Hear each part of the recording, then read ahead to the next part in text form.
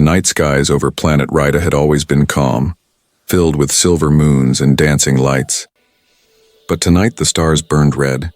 The alien city of Velrin trembled under the sound of explosions.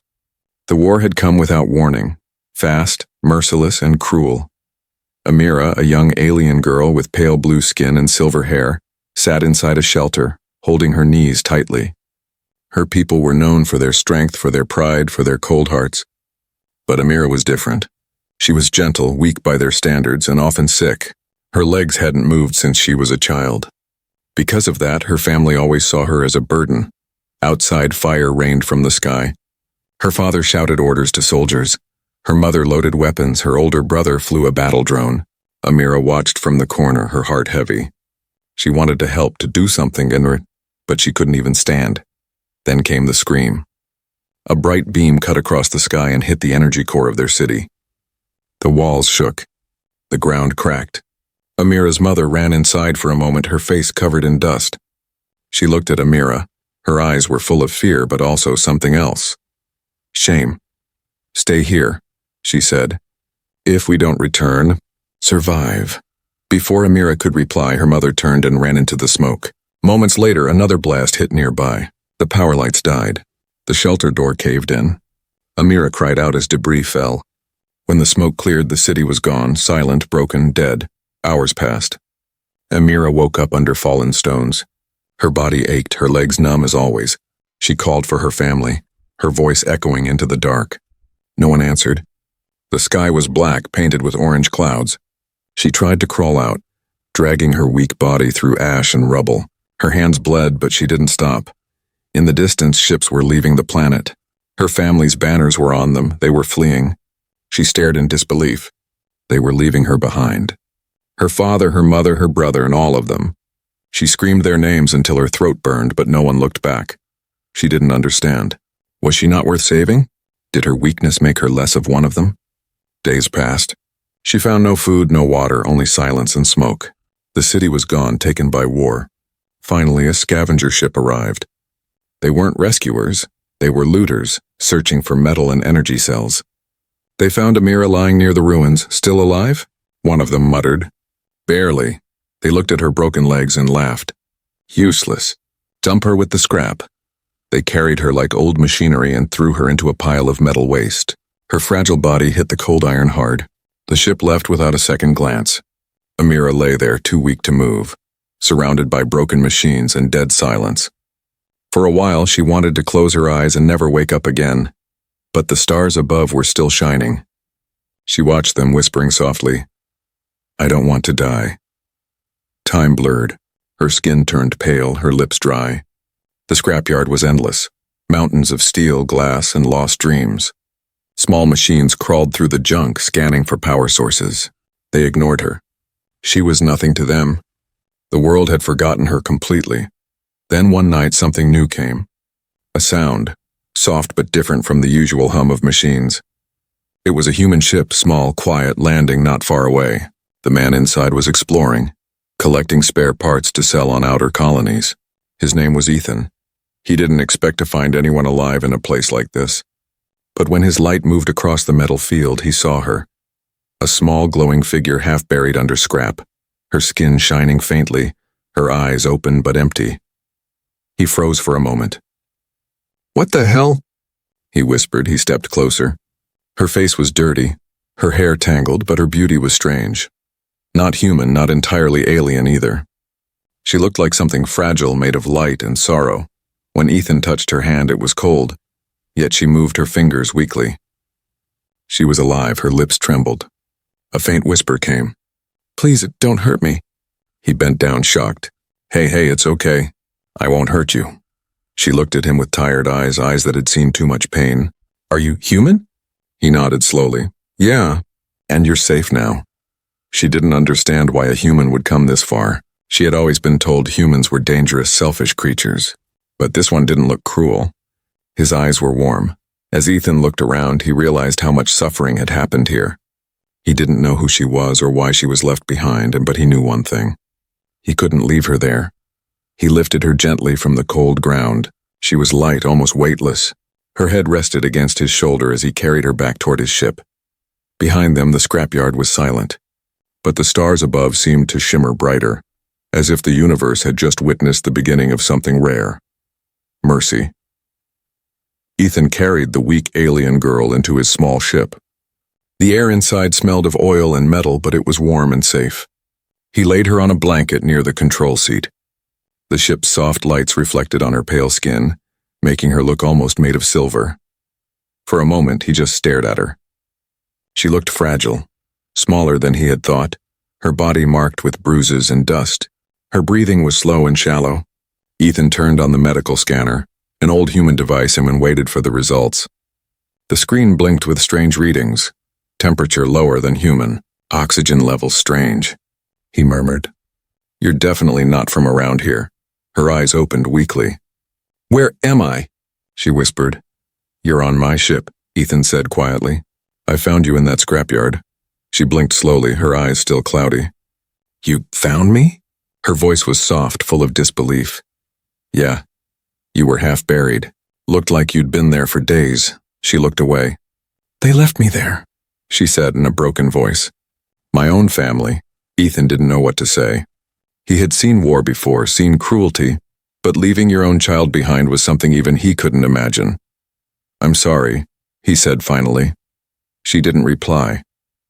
Her eyes stared at the ceiling, unfocused. For her, everything was still a blur. The war, the betrayal, the pain. She didn't even know if she wanted to live anymore. Ethan took a deep breath and went to the ship's small storage.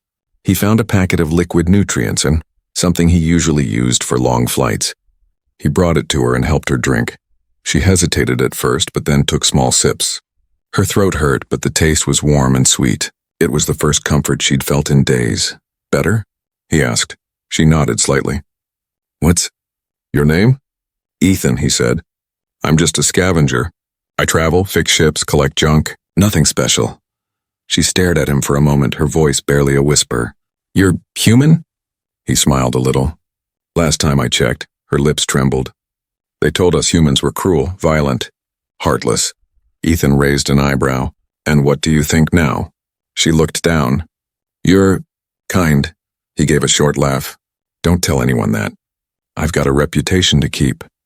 For the first time, she smiled. Just a little, faint but real. Ethan saw it, and something in his chest softened. She whispered, "My name is Amira." "Nice to meet you, Amira," he said gently. "Let's get you fixed up."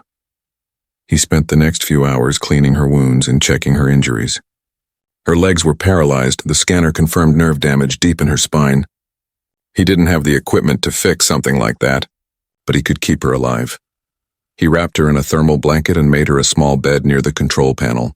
Outside, the world of scrap and ruins stretched endlessly. Ethan knew he couldn't stay there long.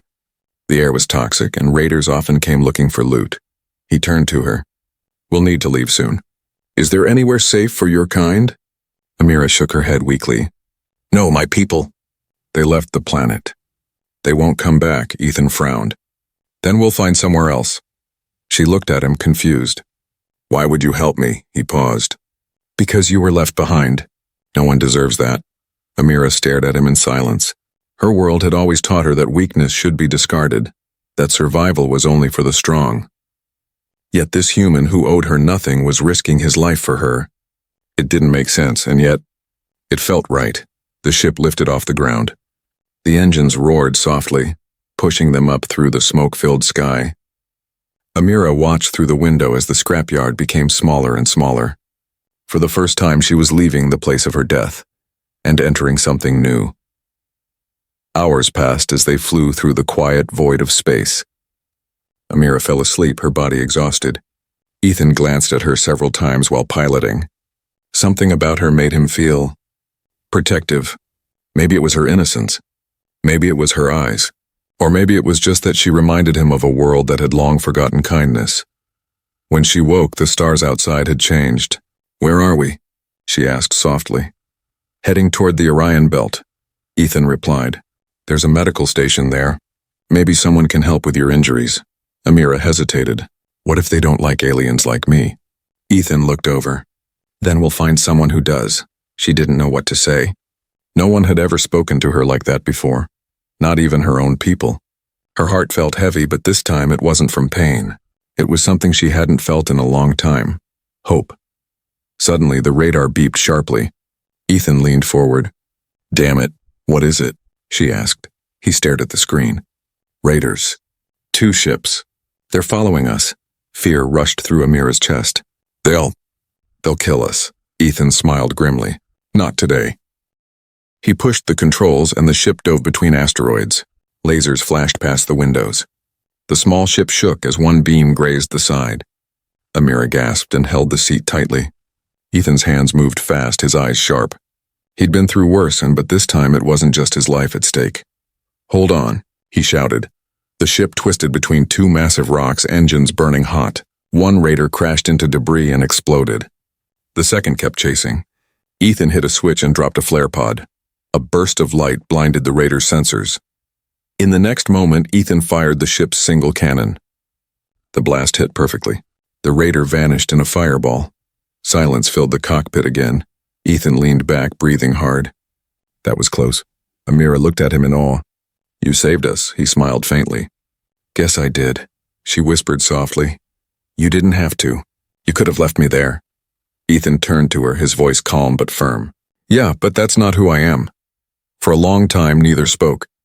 The stars glowed around them, silent witnesses to a strange bond forming between a broken alien girl and the human who refused to give up on her. Ethan's ship drifted silently through the endless dark after the battle. The stars outside glowed like distant candles. Inside the ship, everything was quiet except for the soft hum of the engines. Amira sat near the small window, wrapped in a blanket. Her eyes were half closed, tired but calm. For the first time in many days, she wasn't afraid. She watched the stars pass by slowly, thinking about the strange human who had saved her, and how her life had changed in just a few days. Ethan was fixing the damaged control panel. His sleeves were rolled up and sweat ran down his face. Sparks flew as he worked, but he didn't complain. Amira watched him silently. "You could rest," she said softly. He looked back, smiling faintly. "Can't. If I don't fix this, we'll be floating here forever." Amira smiled a little. "You're always working," he shrugged. "Someone has to keep us alive."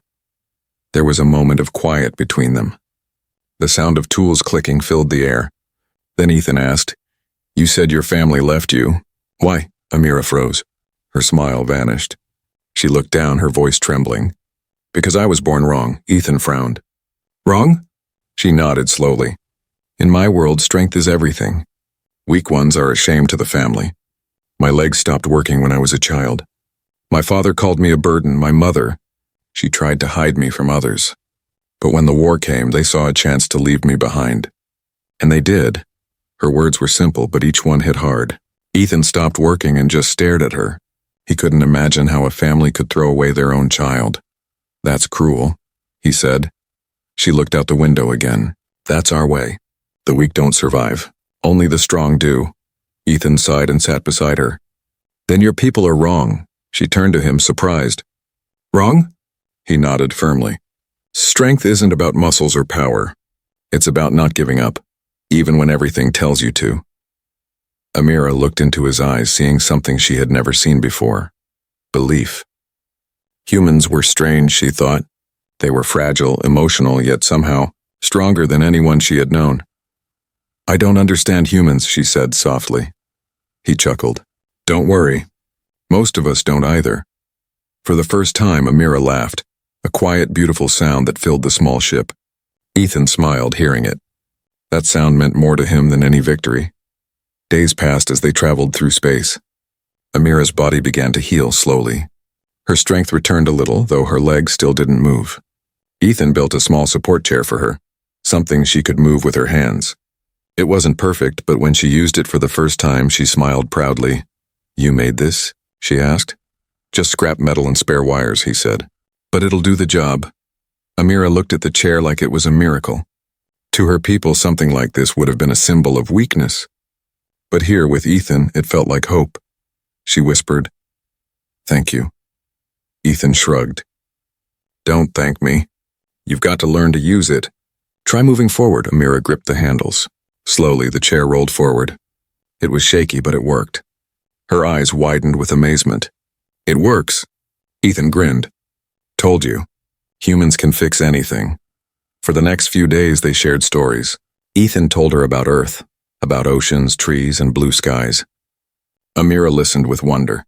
Her world had been full of cold metal and laws of strength. Earth sounded alive. One night, when the stars outside glowed brighter than usual, Ethan noticed Amira staring at the scanner screen. "What are you looking at?" he asked. Amira pointed to a faint signal. "That frequency." "I know it." Ethan leaned closer. "What is it?" Her face went pale. "It's my family's ship." Ethan's heart dropped. "Are you sure?" She nodded slowly. "I recognize the code." "They're close," he frowned. "Do you want me to contact them?" Amira shook her head quickly. "No, they'll kill me if they see me alive." Ethan looked shocked. "What, why?" She hesitated. "Because of what I carry." Her voice was low now, trembling. Ethan leaned forward. "What do you mean?" Amira took a deep breath. "Before the attack, my brother forced me to hold something. A core crystal. It was part of our city's main power system. He said if I failed to protect it, our family would be dishonored. I tried to keep it safe, but when the explosion came, it fused into my body. It's inside me now." Ethan stared, trying to understand.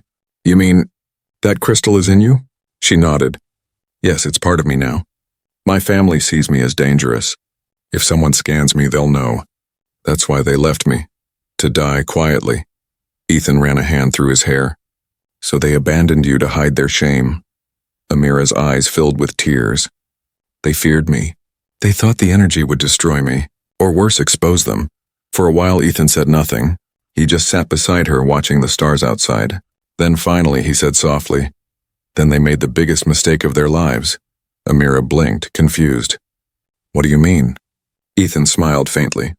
"Because they left you to die, but you're still here. You're stronger than any of them." Her eyes glistened. "You think so?" "I know so," he said. She looked at him for a long time, her heart full of something she didn't recognize. Warmth. For the first time, she didn't feel like a mistake. She felt alive. Ethan stood up and checked the radar again. "We'll change our course," he said. "We can't let your family find us." Amira nodded. "Where will we go?" He looked at the stars, his voice firm. "Somewhere safe. Somewhere no one can hurt you again." As the ship turned into the deep void, Amira whispered softly, almost to herself. "Maybe that's what strength really is." Ethan glanced at her, smiling. "Now you're getting it." The stars shimmered outside, brighter than before, as if the universe itself approved of their journey together. The stars outside Ethan's ship glittered quietly, but the peace was an illusion. Somewhere behind them, danger was moving. Ethan sat at the controls, his eyes fixed on the radar. A faint signal kept flashing in the corner, just like the one Amira had recognized before. It had disappeared for a while, but now it was back stronger. Someone was tracking them. Amira sat beside him, her hands trembling slightly. "It's them," she whispered. "My family. They've found me." Ethan clenched his jaw. "How can they track you?" She looked down. "The crystal inside me. It gives off energy. They must have learned to trace it." He cursed softly. "Then we'll have to lose them again." He pulled a switch and the ship entered a narrow asteroid field. Dust and rocks floated around like frozen rain. The ship shook as they slipped between the stones. Amira closed her eyes, gripping the seat. "Don't worry," Ethan said. "I've done worse."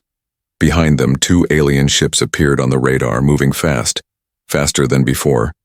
Their lights flashed cold blue through the darkness. "They won't stop," Amira said.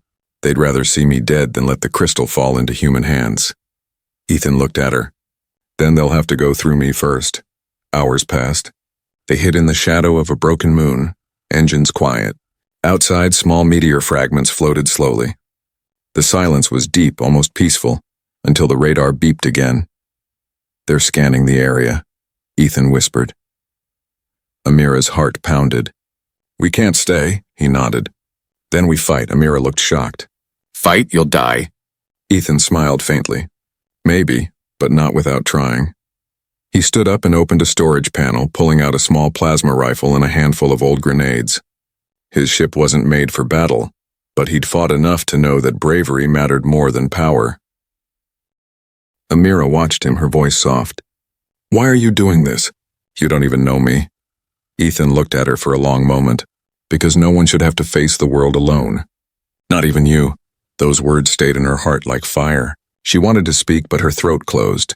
For the first time in her life, someone was ready to fight for her, not against her. The alien ships appeared above the broken moon, their engines humming like thunder.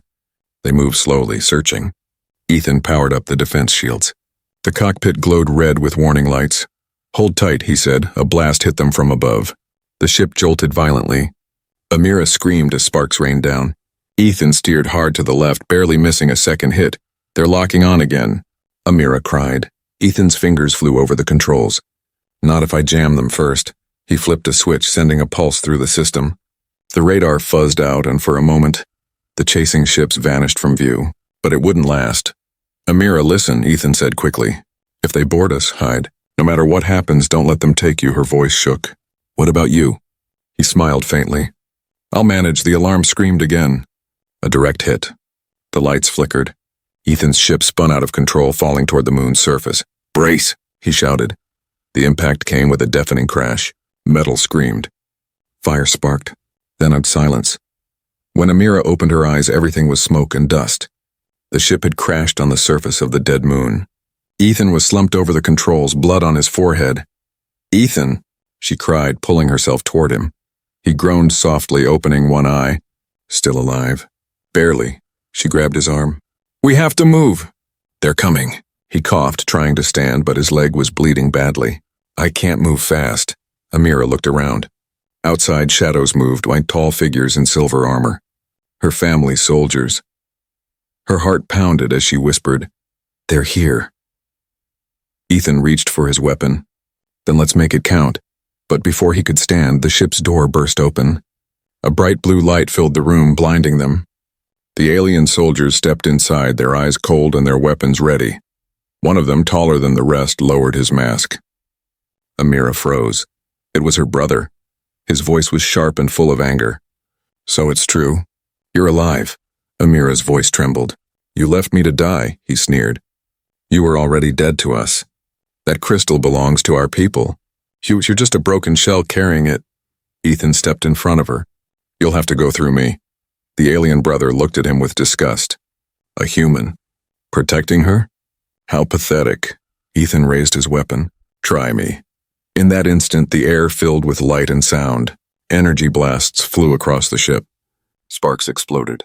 Amira screamed Ethan's name as he fired back, refusing to fall. 2 soldiers dropped, but more came. The battle was chaos, heat, smoke, shouting.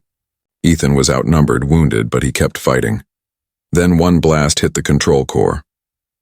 The entire ship shook violently. Alarms wailed. The reactor was overheating. Amira's brother shouted, "Fall back! It's going to blow!" The soldiers ran. Amira crawled toward Ethan, who was barely conscious. She grabbed his hand. "We have to go!" He tried to speak, but only whispered, "Go. Save yourself." Tears streamed down her face. "No, I'm not leaving you." She looked at the control panel. The ship's engine still had a small charge, enough for one escape pod. Without thinking, she pulled him toward it, her weak arms shaking but determined. "Please," she whispered, "don't give up now." Ethan looked at her with fading eyes. "You're stronger than you think." She pulled him inside, slammed the hatch, and hit the launch button. The pod fired out of the wreck just as the ship exploded behind them, painting the sky in fire and light. Amira held Ethan's hand tightly as the pod shot into the cold stars. Outside, pieces of the broken ship fell across the dead moon, like tears from the heavens. The escape pod drifted silently through the black ocean of space. Flames from the explosion had faded, leaving only the cold light of distant stars. Inside, Amira held Ethan's hand tightly. His face was pale, his breath slow. Blood stained his shirt near his ribs. "Ethan," she whispered, shaking him softly. "Stay with me. Please." His eyes opened weakly. "Still here," he murmured with a faint smile. Amira's heart ached. She looked around the pod. It was small, barely enough for 2 people. Emergency lights flickered. The oxygen meter blinked dangerously low. They had to find help soon, or they would both die. She touched the small control screen. The pod's navigation was half damaged. It could barely detect nearby systems. But after a moment, a faint signal appeared, a small human outpost not far away. Her voice trembled. "There's a station nearby. I can reach it." Ethan tried to sit up, but pain shot through his body. "You can't fly this thing alone." "I have to," she said firmly. "You saved me. Now it's my turn." He looked at her with faint surprise. The weak alien girl who once couldn't move now spoke with strength. He smiled. "You sound like a soldier." Amira pressed her hand against the console, sending a burst of energy through it.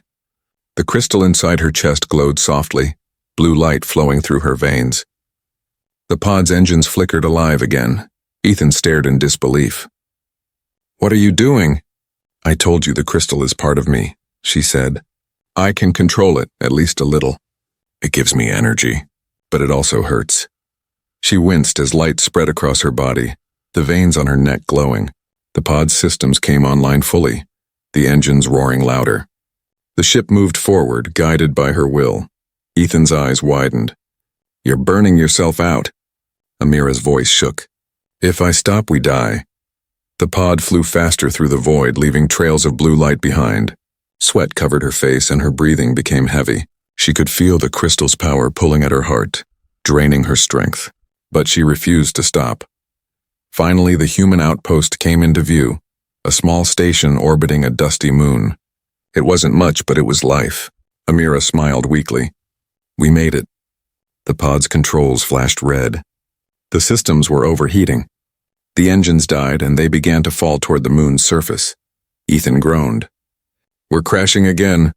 Amira didn't answer. She focused all her remaining energy into the crystal. Her eyes glowed bright blue as the pod slowed down, fighting gravity. The impact came, hard but not deadly. The pod slid across the dust before stopping. Silence followed. The lights went out. Amira opened her eyes slowly. Everything hurt. Her body felt heavy like stone. The glow on her skin faded to a soft shimmer. She turned to Ethan. He was still breathing, but barely. She unstrapped him, whispering, "Hold on, please." The door creaked open with effort. The cold moonlight spilled in. She dragged him out, inch by inch, across the dusty ground toward the station's signal beacon. Every move sent pain through her paralyzed legs, but she didn't stop. "Someone, help!" She called weakly into the darkness. No one answered. She looked at Ethan again. His face was pale, his lips dry. Her chest burned with fear. For the first time since meeting him, she felt truly alone again. She closed her eyes. "No," she whispered to herself. "I won't lose him." Then something strange happened. The crystal in her body pulsed. Once, twice, went like a heartbeat. Energy moved through her veins again, warmer this time. Her eyes opened, glowing brighter. She placed her hand over Ethan's wound, not knowing what she was doing, only feeling. The light from her body flowed into him. His chest rose sharply, his breathing steadied. Ethan gasped, his eyes snapping open. What happened?" Amira's voice was faint. "I healed you. Or tried to." He looked at her, stunned. "You saved me again," she smiled weakly. "Now we're even." But the glow around her faded quickly. The power she had used was too much. Her hands trembled and she fell back onto the ground, breathing hard. Ethan caught her before she hit the dirt. "Amira, stay with me." Her voice was barely a whisper. "It's okay. I'm just tired." He looked toward the dark horizon. The human outpost lights were faint but visible. He lifted her into his arms, despite his pain. "Hang on. We're almost there." He walked across the cold ground, step by step, holding her close. The station's metal doors stood tall like silent guardians. When he reached them, he shouted hoarsely, "Emergency! I need help!" For a moment, nothing happened. Then bright light scanned him and the doors slowly opened. Two humans in white suits ran out with stretchers. Ethan looked down at Amira. Her face peaceful now, her skin dimly glowing. "We made it," he whispered. As the medics took them inside, one of them stopped, staring at Amira. "What is she?" he asked softly. Ethan replied quietly, "Someone worth saving." They carried them into the bright corridors of the station. Machines beeped, doors closed, and for the first time in a long while, safety surrounded them. Amira slept for days. Ethan stayed beside her bed, his arm in a bandage but his heart full of relief. He didn't know what would come next, whether her people would find them again or not. But one thing was certain, he would never leave her. The lights inside the medical bay were soft and white. Machines hummed gently around Amira's bed. Her silver hair spread across the pillow like threads of light. She had been asleep for 2 days, her body recovering from the power she had used to save Ethan's life. Ethan sat beside her, his arm bandaged, his eyes tired but calm. He hadn't left her side since the crash. Every now and then, he would look at her and wonder how someone so fragile could be so strong. When Amira finally opened her eyes, she saw him and smiled faintly. "You're still here," she whispered. He smiled back. "You think I'd leave after all this?" She tried to laugh, but her throat was dry. "You humans never give up." "That's kind of our thing," he said softly. For a while, they just sat in silence. The world outside the station's window was quiet, a pale moon hanging in the distance. Then Ethan spoke again, his voice serious. "Amira, the doctors scanned you. They found the crystal inside you." Her heart sank. "And? They say it's unstable. It's growing stronger.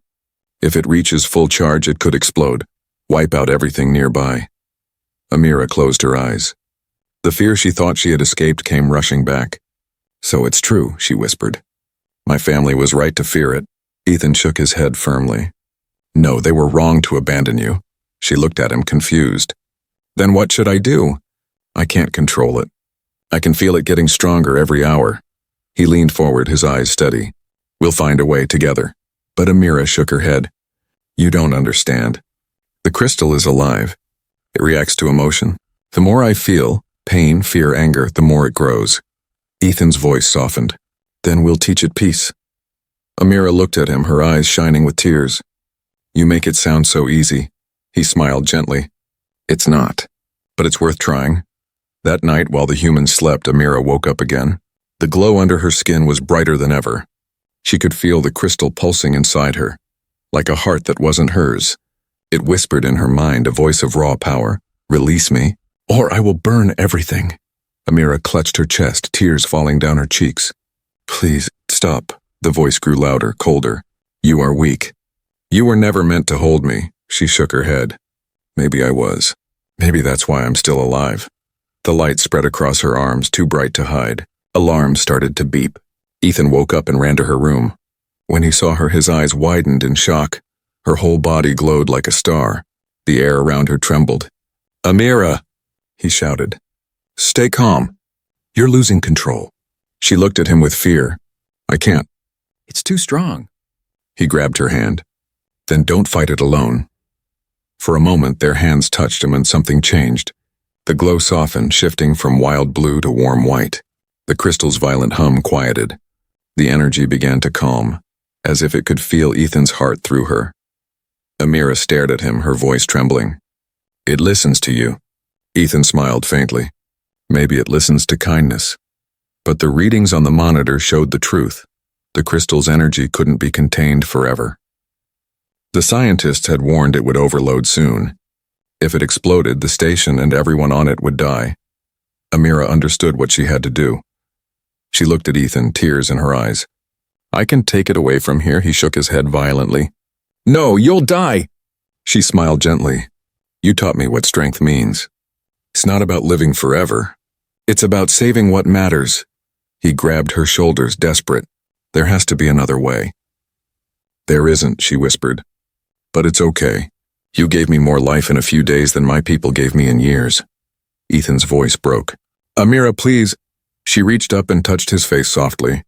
"Don't cry for me, human, just remember me." Before he could stop her, she pressed her hand to his chest. A burst of white light surrounded them both. When the light faded, she was gone, her body transformed into pure energy. Outside the station, a bright star ignited, silent, beautiful, and calm. The explosion never came. Instead, the deadly power became a light that danced across the sky, protecting the station below like a guardian. Ethan fell to his knees, tears streaming down his face. He looked out the window at the glowing sky. "You did it," he whispered. "You really did it." Weeks passed. The station repaired its damage and life returned to normal. But every night Ethan would stand by the window, looking at the soft white star that now shone near the moon. The scientists called it a stable anomaly. Ethan called it something else, Amira's star. And sometimes, when he stared long enough, he swore he could hear her voice, soft and gentle, whispering through the silence of space. You refused to give up, and because of that I finally learned how to live. The star glowed brighter, as if answering him. And far away, beyond the reach of any scanner or ship, the spirit of a once paralyzed alien girl floated through the cosmos, free, peaceful, and no longer alone.